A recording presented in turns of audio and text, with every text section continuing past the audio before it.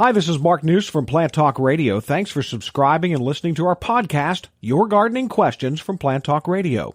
If you have a gardening question you'd like our host Fred Howard to answer, send him an email. The email address is fred@planttalkradio.com.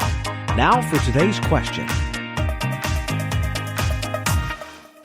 Is it okay to put lime on my lawn? He said my dad used to do it every year. That's a great question, and that's one we get a lot. Lime helps to raise the soil pH. Grass likes a pH that's just slightly acid, so it's not quite up to 7. 7 is the middle of a pH range, so that's where it's neutral. And all plants like to grow just below that. Some plants like it way below that, like blueberries and azaleas and a few camellias, rhododendrons. They all like it down pretty lower. But grass likes it right around the 6. And the thing is, to find out what your soil pH is, you need to do a soil test. And then that way you'll know whether you need the lime or not.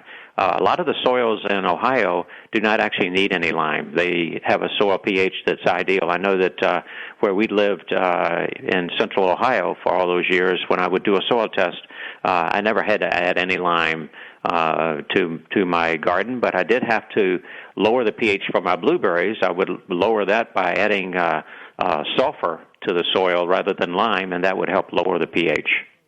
So basically you need to dig some dirt up and take it to someone and get it tested. Yeah, and you can do that through the Ohio State Extension Service. You can get the soil test kits at your local garden center, or you can just look in the, if you still have yellow pages around, which you don't see them very much, but you can usually find a soil testing lab locally there. I know that we used to use one there in Ohio to test our soil. Now, would you test your soil if, things are looking pretty good, or would you wait until you're sort of looking at some problems? Yeah, that's another good question. Typically, if everything's going well, we don't tend to go out and test the soil. If everything's going well, we maybe don't go to the dentist as much as we should. Or we, the car's doing well, we don't go to get it fixed, pull into the shop.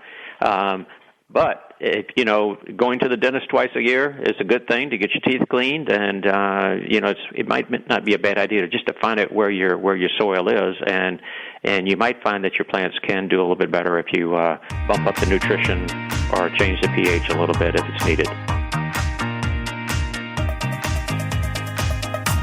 Hey, thanks again for listening to our podcast. Be sure to subscribe to our other podcasts as well, the Plant of the Week podcast and the Plant Talk Radio podcast, all on iTunes or your favorite podcast player.